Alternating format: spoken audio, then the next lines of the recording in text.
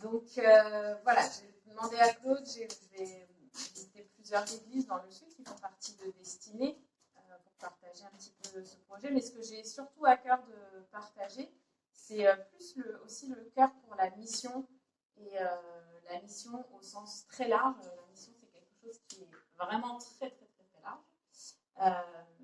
Et en fait, ça repose en grande partie sur le commandement que Jésus a donné à ses disciples. Vous le connaissez en Matthieu 28, 19. Allez donc dans toutes les nations et faites les disciples. Et ça repose un petit peu sur ça. Et quand on parle de mission, en fait, c'est ça, c'est d'aller et de faire des disciples. Et c'est dans toutes les nations. Donc, c'est pas forcément la mission, c'est pas forcément aller loin, mais c'est justement aller là où Dieu vous place, là où Dieu vous appelle. Et toutes les nations, ça peut commencer par la France, ça peut être la Suisse, ça peut être, je sais pas moi, le Bénin, le Togo, le Japon, etc. Ça peut être plein d'endroits différents. Pour ma part, je sens que Dieu m'appelle à aller au Brésil. Donc voilà, c'est là où je vais partir. Je vous expliquerai un petit peu plus.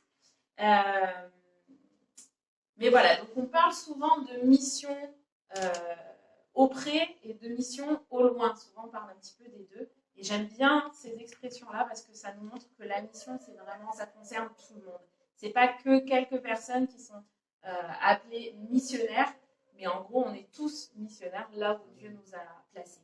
Et j'avais juste à cœur ce matin de vous partager très rapidement des choses qui m'ont parlé ces derniers temps. Donc, dans le but de commencer, de me préparer à partir en mission, j'ai décidé l'année dernière de faire un institut biblique à Genève. Donc, l'année dernière, j'étais à Genève. Et en fait, je continue avec l'institut biblique, mais dans la mission transculturelle. Et alors pour ceux qui ne savent pas aussi, je viens de Marseille, je ne me suis pas vraiment présentée. Donc, je suis la fille de Jean et Espionel, mais je viens aussi de Marseille. Donc pendant longtemps, j'ai été directrice et enseignante dans l'école chrétienne qu'on a là-bas avec l'église. Voilà, c'était un peu ça. Et puis, il y a quelques temps, voilà, Dieu m'a montré que c'était le temps de passer à autre chose et d'aller un petit peu plus loin. Donc, je suis partie à Genève faire une année d'études bibliques. Et il y a quelque chose qui m'a pas mal marqué ces derniers temps. En fait, je suis en train de lire un livre d'un théologien allemand qui est mort pendant la Seconde Guerre mondiale, qui a une vie assez exceptionnelle d'ailleurs. Il s'appelle Dietrich Bonhoeffer, ceux qui connaissent. Et en fait, il a écrit un livre qui s'appelle Vivre en disciple. Et il se base sur le sermon sur la montagne. Et on en a beaucoup parlé cette année à l'Institut biblique. On a même dû l'apprendre par cœur en grande partie. Donc voilà, ça m'a pas mal travaillé. Et en lisant donc ce livre, il y a une idée toute simple et qui paraît tellement évidente, mais en fait, moi, ça m'a frappée et ça m'a vraiment boosté. Donc, je voulais vous partager ça. Donc, on va regarder dans Matthieu au chapitre 5, c'est là où ça commence. Le sermon sur la montagne, je ne vais pas, vous inquiétez pas, on ne va pas tout faire, parce que c'est un peu long. Mais juste au verset 1, il y a un truc important qu'on apprend sur ce sermon, c'est que, en fait, Jésus s'adresse à ses disciples. Donc, c'est marqué, donc, à la vue de ses foules, Jésus monta sur la montagne, donc il s'éloigne un petit peu de la foule, il s'assit, et ses disciples s'approchèrent de lui. Et ensuite, il prend la parole pour les enseigner. Donc, ça veut dire que tout ce sermon sur la montagne, ça s'adresse vraiment aux disciples. Et pour nous, aujourd'hui, si vous êtes disciples de Jésus, ça veut dire que ce sermon-là vous concerne et que c'est des instructions un petit peu que Jésus donne à ses disciples pour leur vie, pour savoir comment vivre en tant que disciples de Jésus. Et alors, on va aller plutôt au verset 13 ensuite. Et je suis sûre que versets 13 et 14, je suis sûre que c'est des passages que vous connaissez. C'est écrit, vous êtes le sel de la terre, mais si le sel perd sa saveur, avec quoi la rendra-t-on? Il ne sert plus qu'à être jeté dehors et piétiné par les hommes. Et ensuite, vous êtes la lumière du monde. Une ville située sur une montagne ne peut être cachée. Et on n'allume pas non plus une lampe pour la mettre sous un seau, mais on la met sur son support et elle éclaire tous ceux qui sont dans la maison. Et en fait, l'idée toute simple, qui paraît évidente, mais qui, moi, m'a percutée, c'est Dietrich Bonhoeffer qui il dit, dans ces versets-là, Jésus dit, vous êtes le sel, vous êtes la lumière. Et il ne dit pas, vous devez être la lumière, vous devez être le sel, ou alors vous devez devenir la lumière, devenir le sel, c'est ce que vous êtes. Et en tant que disciple de Jésus, c'est notre nature. Une fois qu'on a accepté Jésus, Jésus vit en nous, on est la lumière dans ce monde. On est le sel sur cette terre. C'est pas quelque chose qu'on doit faire, qu'on doit créer en nous, c'est ce qu'on est. Et je pense que vous êtes conscients que c'est très difficile, voire impossible de changer qui on est vraiment, notre personnalité. C'est voilà, on est comme ça, c'est ce qu'on est, on ne va pas changer, en tout cas dans notre identité, dans qui on est. Voilà. Et donc pour nous, en tant que disciples, c'est ça ne va pas changer. On est la lumière, on est le sel sur cette terre. Par contre, ce qui peut changer, c'est que le sel peut perdre sa valeur. Le sel restera du sel, ce sera toujours du sel, mais il pourra perdre sa saveur. La lumière, elle restera lumière, mais peut-être qu'elle va être cachée. Et c'est ça, Jésus met en garde ses disciples contre ça, contre le fait de cacher la lumière ou que le sel perde de sa saveur. Et je voulais juste vous encourager parce que qu'on reste en France, dans notre ville, là où Dieu nous a placés, qu'on parte au loin. En fait, peu importe, il y a des besoins partout. Il y a des besoins ici à Arles, il y a des besoins à Marseille, il y a des besoins en Afrique, il y a des besoins au Brésil, il y a des besoins partout. Mais là où Dieu nous a placés, là on peut être le sel et la lumière pour les gens qui sont autour de nous. Et il y a une phrase qu'un de nos profs cette année a dit qui m'a aussi percutée, c'est un peu dans le même sens. Il nous a dit l'Église, elle est là, le but de l'Église, et donc des membres de l'Église, c'est de rendre Jésus visible. Et moi, ça m'a vraiment percuté de me dire, notre rôle en tant que disciple de Jésus, en tant que chrétien, c'est de rendre Jésus visible pour tous ceux qui ne le connaissent pas. Et c'est pas que du coup par un message qu'on va transmettre, même si ça passe par là, hein, mais c'est pas qu'un message, c'est aussi par qui on est, par notre témoignage, par notre vie de tous les jours, par notre intégrité dans notre vie chaque jour. Et là, on va pouvoir rendre Jésus visible. Et moi, ça m'a vraiment, je me suis dit ça, je veux garder cette phrase-là parce que là où Dieu veut me placer, je veux pouvoir rendre Jésus visible par qui je suis. Il habite en nous, il vit en nous. Et alors, on peut le rendre visible, on peut être cette lumière qui pointe vers Jésus, qui montre la direction vers Jésus. Et voilà, je vous encourage vraiment là où vous êtes, dans cette ville, là où vous a placé dans votre entourage, votre voisinage, votre travail, à être vraiment cette lumière. C'est un sacré programme, c'est pas facile parfois, mais qu'on soit conscient qu'on est la lumière en fait, de ce monde. Et il n'y a pas forcément voilà, des choses à créer pour qu'on soit une lumière, c'est vraiment ce qu'on est.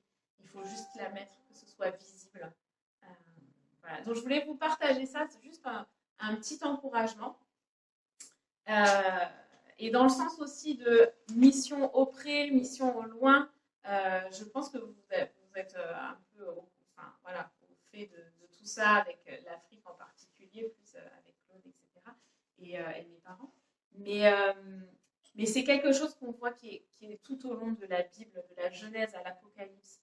Dès la Genèse, avec l'appel d'Abraham, voilà, Dieu il veut, à travers Abraham, bénir toutes les familles de la terre.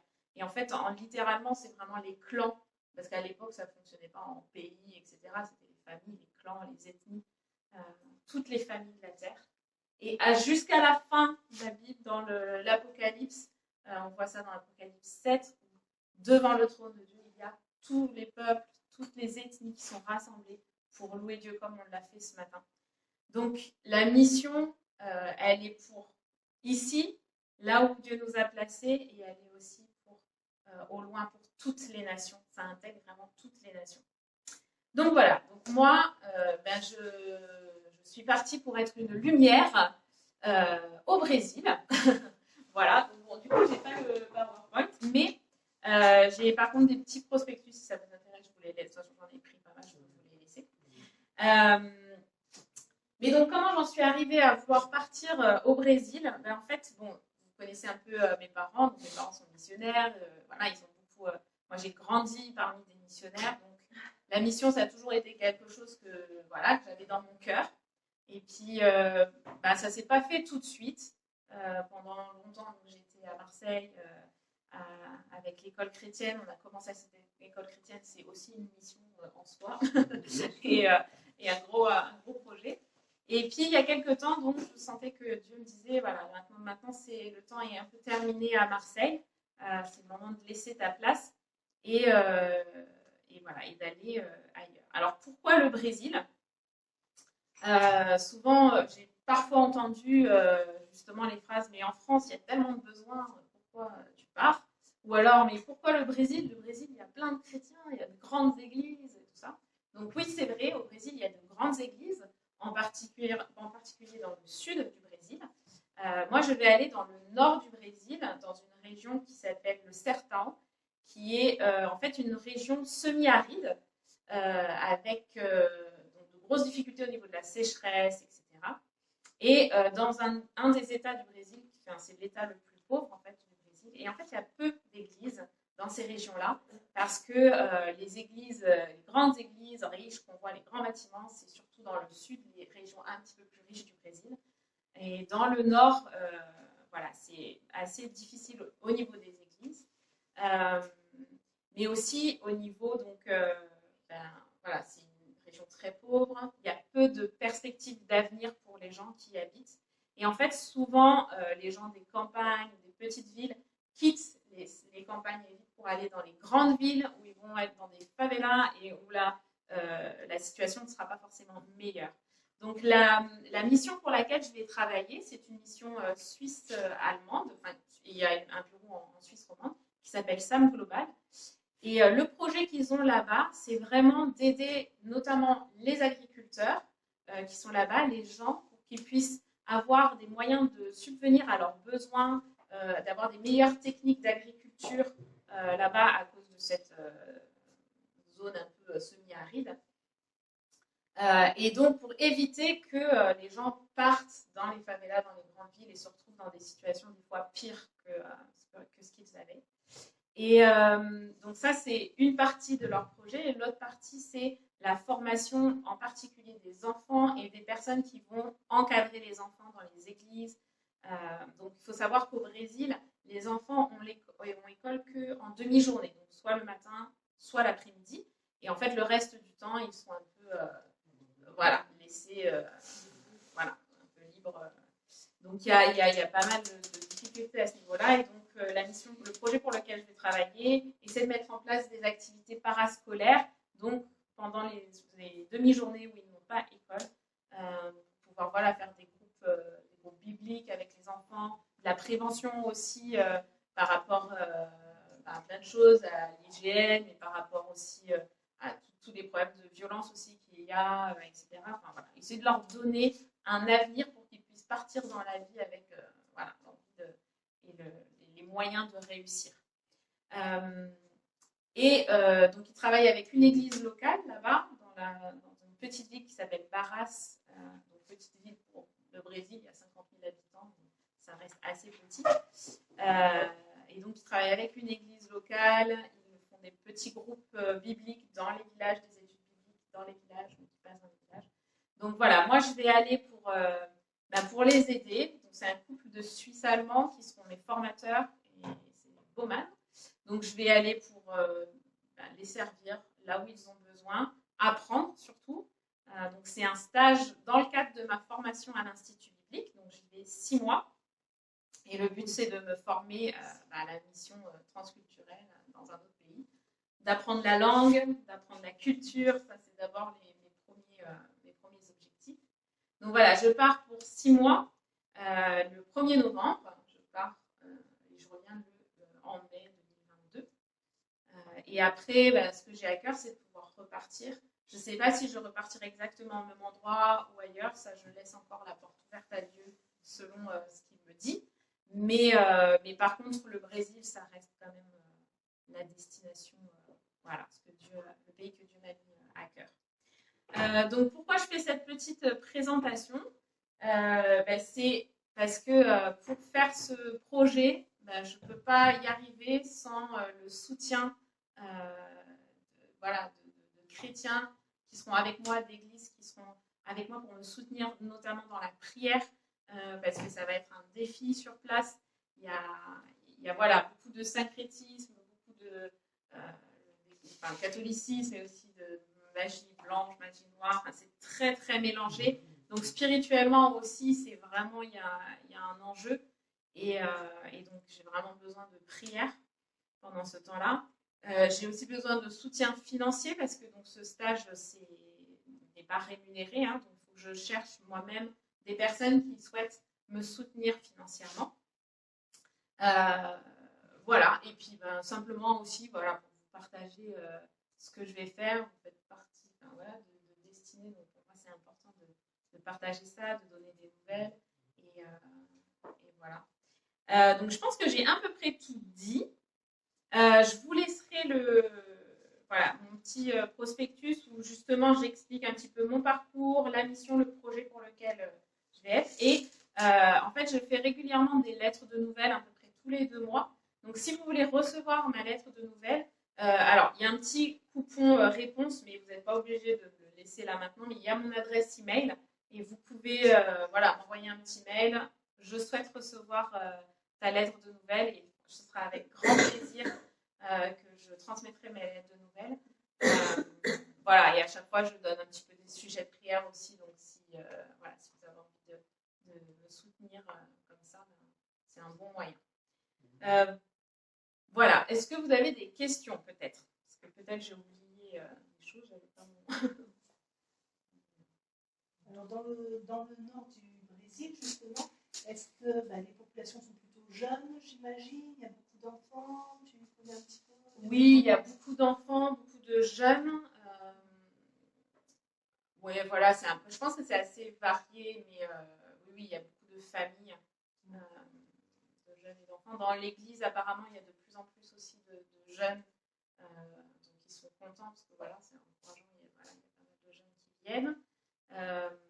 Voilà, après, ce que eux me disaient, c'est que justement, certains jeunes n'ont pas de perspective d'avenir parce qu'il n'y a pas de travail, il n'y a pas de... Et donc, souvent, ils tombent dans la délinquance, dans la drogue ou l'alcool. Voilà, il y a pas mal de soucis là, à ce niveau-là. Donc, c'est pour ça qu'ils veulent travailler aussi avec les enfants dès leur jeune âge pour leur donner des bonnes bases, pour éviter de tomber justement dans ces écueils-là, voilà, dans la délinquance, etc.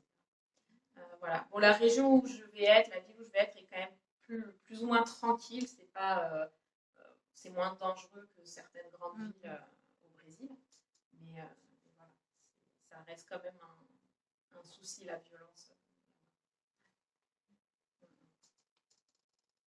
Par rapport à la population est mélangée ou bien c'est des gens vraiment typiquement du pays?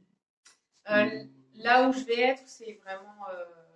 oui, c'est des Brésiliens Des souches qui sont restés là depuis longtemps. Oui. Pas de mélange. Non, il y a plus de mélange dans les grandes villes, justement, parce que les gens partent. Là, comme c'est la campagne, c'est quand même des gens locaux. Et d'ailleurs, dans l'église, les seuls... Donc, il n'y aura que le couple de mes formateurs qui sont européens. Mais sinon, je serai qu'avec des Brésiliens. Voilà. Donc, ce sera l'immersion totale. Et du point de vue croyance et animisme, ou bien mélangé avec le catholicisme? C'est un gros mélange. Donc, la plupart se disent catholiques, chrétiens, catholiques, plutôt catholiques. Mais en fait, ils peuvent très bien aller à la messe le matin et l'après-midi aller dans des... donc, il y a des églises de compte doublé, là, ce qu'on appelle... c'est une religion qui est issue des religions africaines, justement animistes et tout ça, avec pas mal de mélanges, la magie noire. Donc ils mélangent tout, ça leur pose pas trop de problèmes. Donc ça, c'est aussi quelque chose, pour moi, c'était important de faire justement des études de théologie pour avoir des bons fondements, parce qu'il y a beaucoup de dérives dans les églises et tout ça, même dans les églises évangéliques, parfois il y a des déviances. Donc pour moi, c'était important d'avoir déjà aussi une bonne base au niveau théologie. Ouais, donc c'est assez mélangé. Hein.